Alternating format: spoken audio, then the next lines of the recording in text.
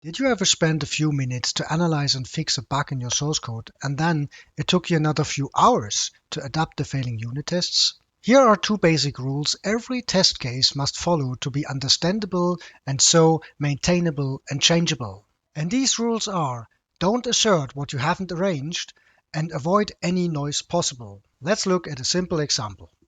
So this is a test case from the VS Project Converter project we looked at in the previous video. This particular test case is about one specific aspect, which is removing code files which were previously not mentioned in the projects and have to be removed from the file system now, otherwise they would be included in the project again automatically. Having a closer look at this test case, I wonder why A and B should actually be kept while C and D should be removed. So here rule number 1 comes into picture. Don't assert what you haven't arranged.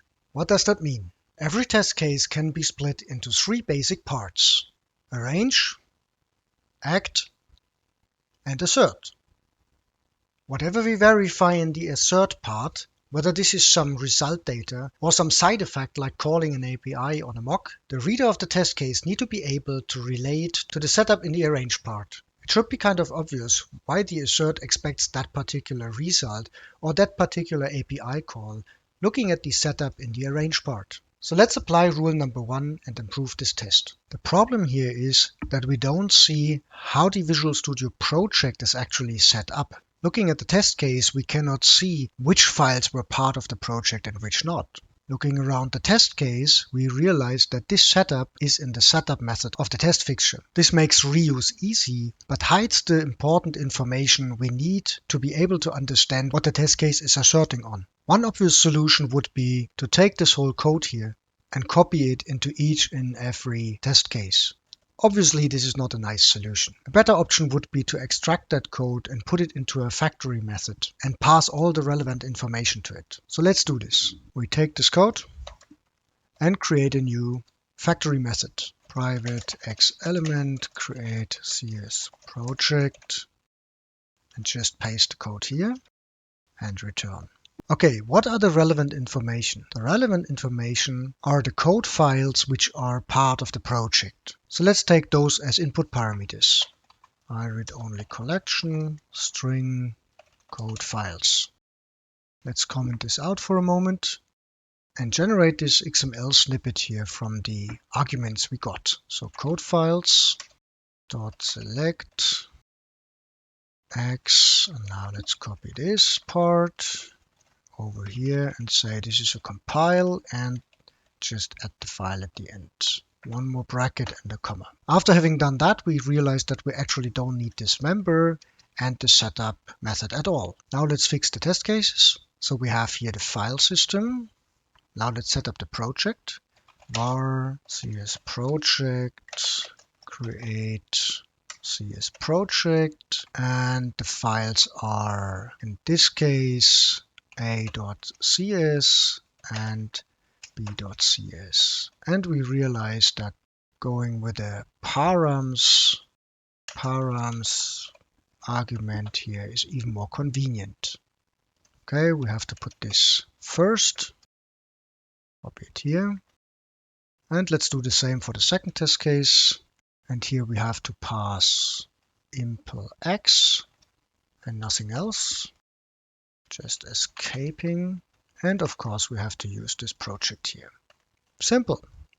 Now, if we look at our test case again, we can easily relate from the asserted data to the arranged data and understand that, okay, A and B have to be kept because they were part of the project initially, and C and D are in the file system, but they are not part of the project. So now with having all the data we assert on being visible directly in the arrange part, the whole test case becomes very easily readable and understandable.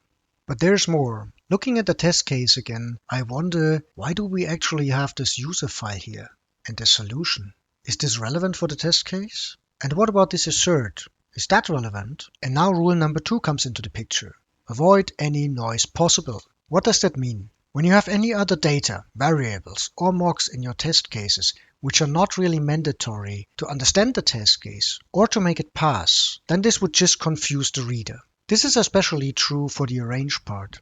Every reader of the code would always wonder, is this really necessary? And in most cases, because of doubts, it would just be kept in the code, which doesn't make the code better. The obvious solution here is simply remove it. The same applies to unnecessary asserts. As a rule of thumb, let's have only one logical assert per test case. So let's remove this one as well. If the code cannot be easily removed, hide it in some factoring methods like this one. Now the whole test case is much more understandable and so maintainable and changeable.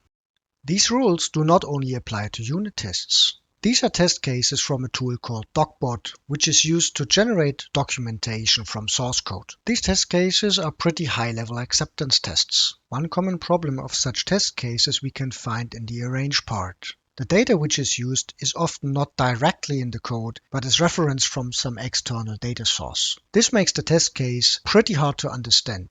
If we look at the assert part, we have basically no idea why this test case is named like that and where this description is coming from. If we find some way to include the data directly into the test case becomes much more understandable. Now we can easily relate where this test case name is coming from and even where the description is coming from. Now it might not be always possible to include the whole data into the test case directly. One alternative could be to work with templates. So we could read some template data from some external data source and then directly in the test case set up the key properties in the arrange part of every test case.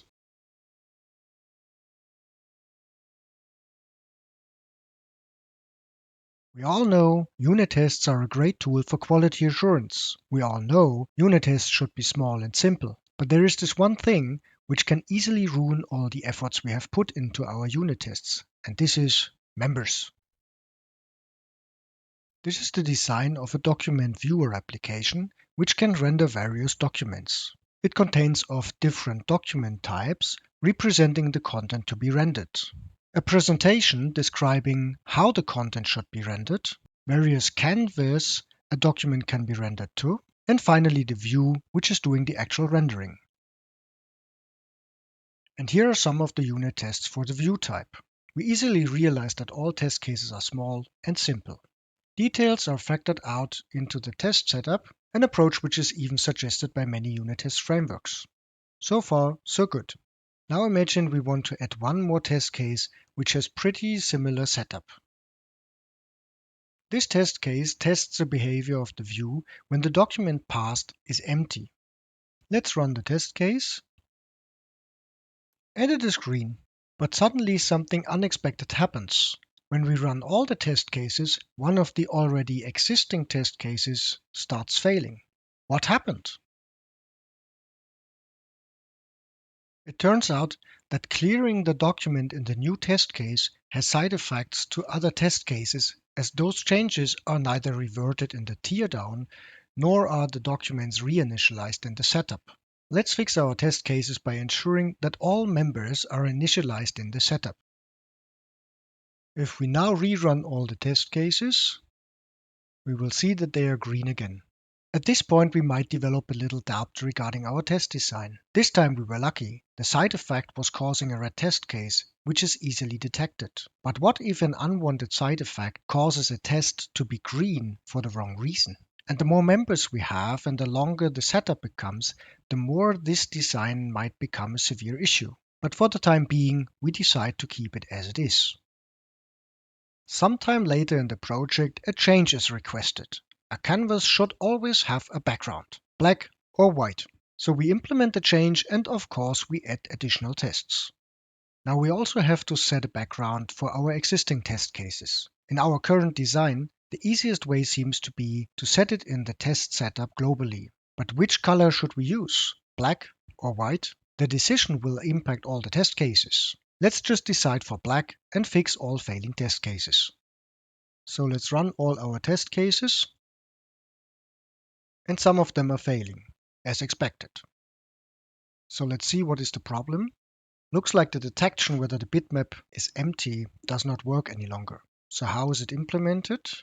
Previously it was checking whether there is no color at all. We should now probably check for the background color, black in this case.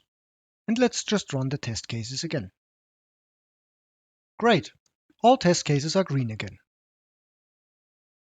Oh, but let's look at this test case here. Reading the comment and checking how it is implemented, we realize it would always be green, no matter whether the view successfully rendered the document or not, because as the background is black, there will always be sufficient black in the image to make the test case green. This time we were lucky detecting this issue, but the more test cases we have, the less lucky we might be. Let's fix this test case by setting the background of the canvas to white. Now it is green for the right reason again. At this point we have to realize, even though members and test setups seem to be a convenient tool to get small and simple looking test cases, such a design can easily lead to hidden complexity. Members and a single global setup can create dependencies between test cases and so cause unwanted side effects, and this definitely impacts simplicity. So let's refactor our design and remove the members altogether. First, we split the setup into smaller factory methods.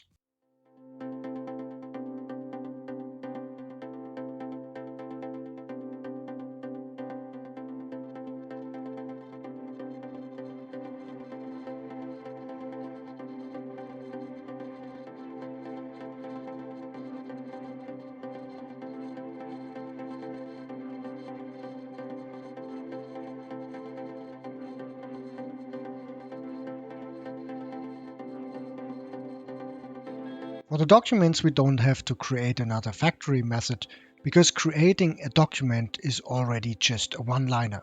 Now we will use these factory methods in the test cases directly and remove the test setup.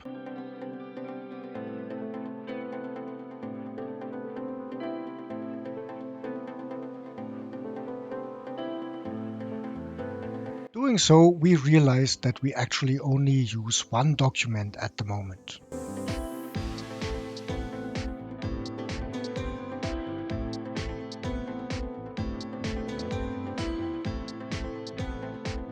Finally, we can remove the members completely.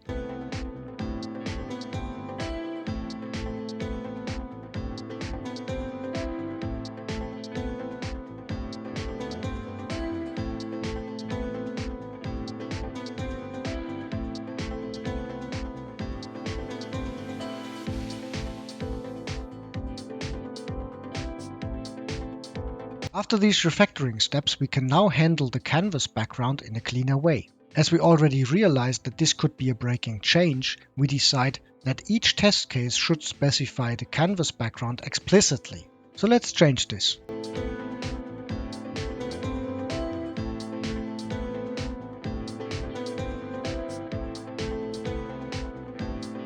Now that all the code compiles again, we now remove this workaround here.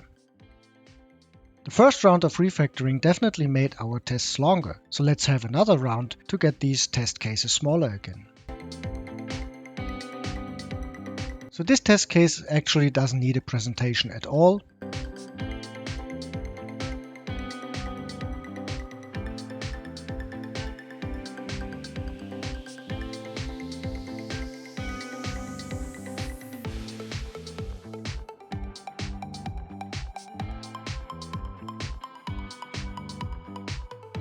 So now we got our test cases a little bit smaller again, but still the new design makes the test cases slightly longer.